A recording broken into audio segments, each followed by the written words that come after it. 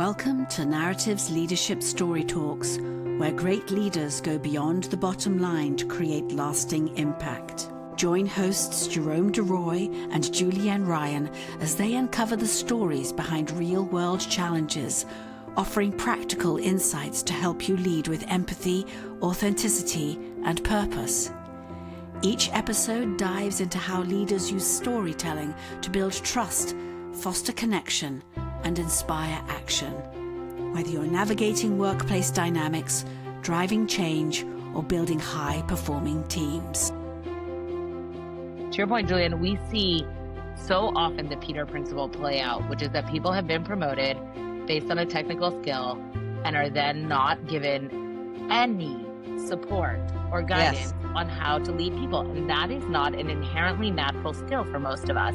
And so what we see is these directors of work. They sit when people are now back in office, but even virtually, they would sit over your shoulder and I remember this from being in finance. No, that's the wrong cell. No, that's the wrong formula. No, that's not how you do it. And that's how we learn.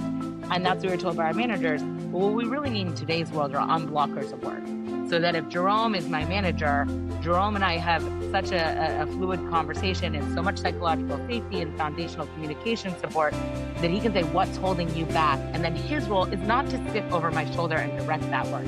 His role is to unblock that work so that I can sprint forward, so the rest of his team can sprint forward. And people who have been promoted based on a technical skill or being really good at their direct KPIs are not usually taught, how do I unblock for the rest of my team so that we can keep pushing forward? And I think it's a big miss. And that's where you end up in all this micromanaging work again. Hello, everyone. Hi, Jules. We just heard from Liz Gulliver. And Liz was talking about, what we just heard, which is the fact that there are many managers at this time that aren't getting the kind of training that you need to become a manager. But they're being promoted based on a technical skill and, how well they've performed. But unfortunately, they're not getting as much support in terms of learning and development than they perhaps used to. And that's going to have some negative effects. And I thought we could talk a little bit about what are those sort of more, those skills that are hard to, that are not innate for everyone, especially if you're coming from a technical background. So that's what I thought we could talk about today. Absolutely. Yeah. So what are your thoughts? Sounds like you have some. Oh, yes. Well, first of all, how did we learn anything in our life? Let's go back before there were textbooks and everything. We learn by observing others. We learn by watching what worked for them and their experiences. We didn't get a handbook when we kind of emerged on this planet as a toddler. We learned by looking and seeing how everybody operates. Same thing happens with management.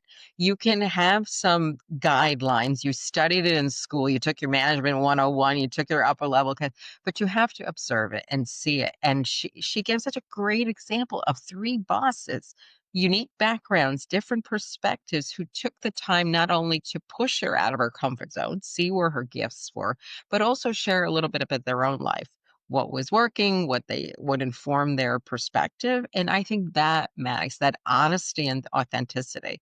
So anyone who thinks you just outsource management 101 experience is asking for a lot of issues going forward. The people that report to them suffer because that person is maybe not fully confident, feel like they're the only one who's experienced this. And as somebody who worked in HR, I spent a lot of time with lawyers trying to work out why there was disconnect and why we lost some talent and why there was a lot of people who weren't being seen and heard in their experiences. So yeah, I can go on for a long time, but you go back to your next question, your perspective. Yeah, she hit it on the nail. For sure. Well, yeah. And I think, it was interesting to hear that, her perspective. And I really encourage everybody to listen to the whole interview because there's lots of insights in there. And especially things that you can be doing right now when you're kind of in a budget crunch and, not sure what to do next in this environment. But one of the things that really struck me is that she was fortunate enough to have these leaders that she could observe sort of showing more dimensions of themselves. than just, performance, productivity, and here's how you do the task. But in terms of managing people, that's what she was able to observe. And if I take my example, I observed the exact opposite, right? So Oh. I did not have bosses who were forthcoming with other dimensions than just what you're supposed to do at work. And Mm-hmm. as a result, I didn't learn anything about managing people from them. In fact, I kind of learned, well, I guess I did. I learned what not to do. That's true. But in terms of what to do and who am I as a leader, there really wasn't much there. And so I do think that losing these opportunities to learn and develop as a leader, unless you're fortunate enough to have leaders that are showing you the way, that's not necessarily the majority, at least in my experience. And so, and clearly it wasn't for Liz either, because otherwise she wouldn't have created this organization, right? And so I think, for people to think about, what do I need to do? I've just been promoted. I'm from a technical background. I don't have a lot of experience managing people, and now I'm asked to do this. I really would encourage people to think about, those moments in their lives that made a difference, that are related to topics at hand, to themes that they talk about at work, maybe even related to the values of the organization, and see if you don't have experiences that relate to those things, and start to share those experiences with your staff, with your team members, especially when they're kind of struggling with something. Because if you can share something of yourself that makes you, a little bit more human, to be honest, more Mm-hmm. relatable, especially some things that you found challenging in your life, and that you were able to kind of figure out a lesson from that, then start sharing those stories, and you'll see a difference in how people relate to you. Because if you're only relating to people in terms of performance metrics, that is soon going to grow old and get very tired, and people are going to start to lose trust in you, and they won't be as motivated to hit those goals as they were maybe on day one. Yes, to everything you said. Secondly, the average person who's sitting there does not want to make a mistake. And finding the right words or guidelines and perspective. Our conversations, our management conversations that are impacted need to be practiced, but it doesn't mean rehearsed. We need to understand the nuances, what it sounds like, how that could be received. And that's where your manager and even your HR people are good sounding boards to practice what you're saying first and to, bounce things off for and have some other perspective of saying, this is where I think it needs to happen because it is so difficult sometimes for a lot of people to be promoted, especially it's good news when they're promoted, but if they're managing the people that were formerly peers a while ago, it's a different shift of dynamics. What does that leadership look like? So working with them, offering, like you said, lessons learned at the right time, encouraging people to observe things can make a sea chain of difference about retaining and managing people for success. And, encouraging, like her. Um, she had people that pushed her out the door and didn't take no for an answer. She could have stayed in her box or what her roles were and say, I'll come back to you when I think I'm ready. They didn't do that.